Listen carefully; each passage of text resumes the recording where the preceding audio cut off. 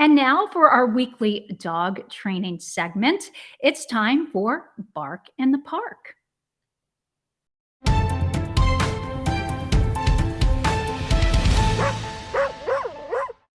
Our guest today is the lovely Katie Gonzalez. She is the founder of Little Angels Rescue Dogs, which is a charitable nonprofit with multiple locations dedicated to partnering service dogs with the disabled. What an incredible cause. Now, their mission is to provide the absolute highest quality dogs to assist in the daily lives of their recipients. Katie, I want to thank you so much for joining us today, and happy belated International Women's Day, by the way. Thank you. I love being here. It's going to be really fun to share all the incredible things. So everybody has a story. Why don't you just start by enlightening us on how you got started with training service dogs? Yeah, absolutely. It is definitely one of those niche industries that it's kind of hard to get into. I was actually getting a music degree when I realized that's not what I wanted to do for my life, because I just loved being with animals so much. Now you said animals started my heart sing, right? There you go. Sorry to interrupt you. Exactly. I do sometimes sing about animals still to this day, but my career is actually with service dogs. And back when I started, this was 25 years ago, so the internet wasn't a huge thing. It was difficult to research. I thought, well, maybe I will be a canine officer with the police department. That ended up being a very difficult path to follow, and I thought I could train the police dogs. So I went and I found a 3-year school. I went to school full-time for 3 years learning how to do that, but we learned all disciplines of dog training, which included assistance dogs. And I tell you, when I saw how those dogs helped people, I was immediately hooked, and that's how I got started in the career. I believe it. You're like, that's it. I'm all in. Why in the world would I do anything else? So tell us about your, right? Yeah. So tell us about your mission statement, though, for Little Angels Service Dogs. You know, what is your main goal, and tell us about your organization. Absolutely. So we do place dogs with disabled children and adults throughout the world. And we do take a different approach where we are looking at every person that has a disability. They might be able to be helped by a service dog. So we will talk with individuals who maybe have a rare disease, or maybe where other organizations are not suited to assist them, because a lot of the organizations out there will have big group classes where they will place 10 dogs with 10 people. And because of that group environment, everyone has to be very similar.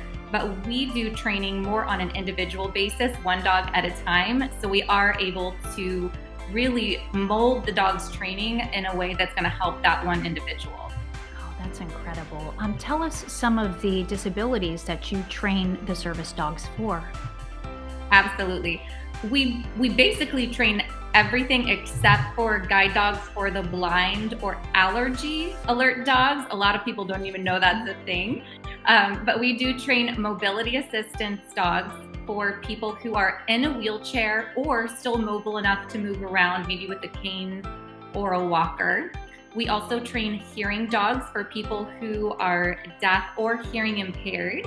We also train autism assistance dogs, diabetic alert dogs, and we train seizure alert dogs, not just seizure response dogs. That's a big thing for our organization, is that we've honed in on the scientific basis of how dogs are able to smell seizures and learn to actively alert them in advance in many cases. And then we also train psychiatric service dogs, not just for veterans, but we will also train them for civilians. That is incredible. Your hard work, it's helping and changing lives. You know, that's for sure. And that's honestly just an understatement. It makes my heart so full just hearing about how you've dedicated your life to helping the lives of others. And then that bond that the dogs have with those that they care for is nothing short of amazing. Are there any specific breeds that are better at being service dogs? We actually are looking for dogs that are friendly toward everyone and everything. And so in this industry, we find that the dogs that are most suitable for that are golden retrievers and Labrador retrievers. So you'll see that across the industry with a lot of different organizations. But we will also train some poodles and doodles, just like your co-host there. But we have to be sure that they are not suspicious of people. And sometimes those breeds are very smart. They will bark more often because they are like analyzing the world. And we just need a dog that's happy-go-lucky. There you go. Well, Louie has that. He is definitely happy-go-lucky, so he may have a future here. I don't know. You're inspiring me.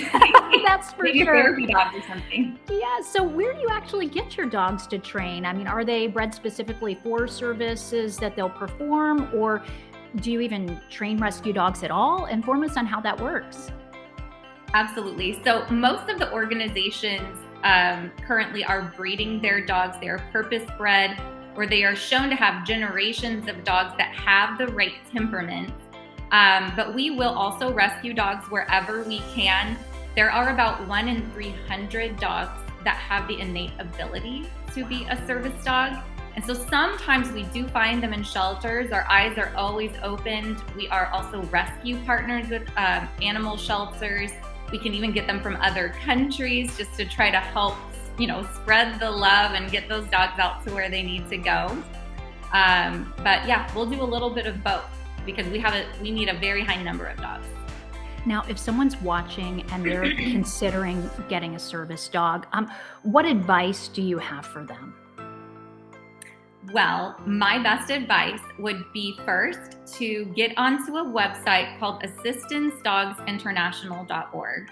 Assistance Dogs International, or ADI, is the only governing body for the assistance dog industry worldwide. Every country has different laws with regards to the public access or who can train a dog. And the laws in the United States are written very broadly on purpose. It's the Americans with Disabilities Act. And it's written to help people that are disabled have more rights, not to take their freedoms away. So it does allow for them or for anyone to train a service dog. But when you're looking for a trainer, that can get you into a little bit of trouble because it literally means anyone could train one and say that they have the skill set.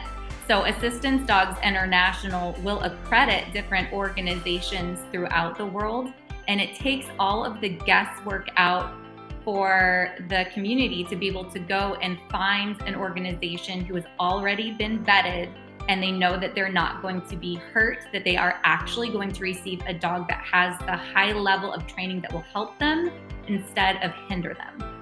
Yes, and it sounds like this can be quite an expensive undertaking. I mean, is there any financial assistance available? Yeah, so the different organizations, all of the organizations that are accredited by Assistance Dogs International are 501c3 nonprofits. We do our own fundraising, which for anyone who's ever been in a nonprofit, you know that it's not that you just provide the service or the product, but you also have to pay your own invoice. So that's hard. We're working double duty to make it happen.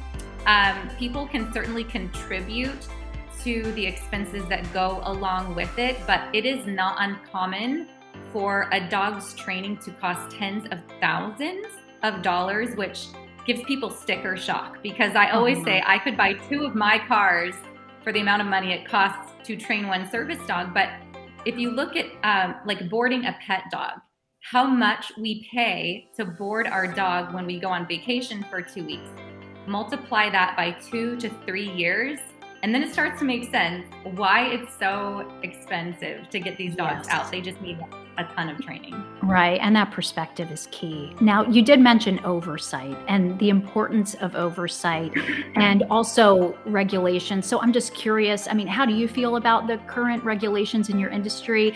Do you feel like there needs to be change in the service dog training world at all? I think to a degree, but it's a very delicate balance to make sure that people who need service dogs can still get them. We don't want there to be a monopoly where you can only get dogs in certain locations or that it's cost prohibitive even now, when you're getting a dog from a legitimate organization, you are waiting for years to get that dog. You're on a waiting list. Every time you have a seizure or every time your blood sugar drops or you're in the emergency room, you're thinking, I needed this dog yesterday. So it's really hard. Yes, it does. It does. It's so hard. The organizations and Assistance Dogs International, we are campaigning to try to make the laws there to still protect the disabled, to still make it easy for them to get service dogs. But we need standards, because there are a lot of people who bring dogs out into public and they don't have the training that they should. People are getting bitten, they're getting attacked. I mean, even in cases, I've had my children out with me in public and I have to remove my child from a dog that has no training. I think an important piece is that businesses know that if the dog is not under control, if they're worried about aggression or even barking, they can ask that person to leave with their dog, and that's okay. We need to still make sure everyone's protected. That's awesome advice. And it's just incredible what you all are doing to help those that need help the most. So thank you for that. Katie, if folks want to just keep tabs on what's going on with Little Angel Service Dogs, how can they do that? Well, we have Facebook page and Twitter and all of that. So you can certainly just look up our name on social media platforms. You can also visit littleangelservicedogs.org and find out not just how you would get a dog from our program, but we're always looking for volunteers. We're looking for fosters and people that want to help. And you know what? It takes a village. So Sure we'd does. love for people to get involved.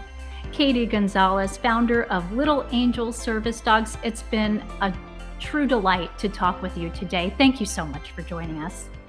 Absolutely. Thanks so much for watching this Dog Mom News clip. Do us a favor, be sure to like, comment, and subscribe to our YouTube channel for more informative and awesome Dog Mom News content. And be sure to click that notification bell too to stay up to date with all our new content in real time. You'll also want to be sure to join us for our live stream each Thursday at 3 p.m. Eastern Standard Time.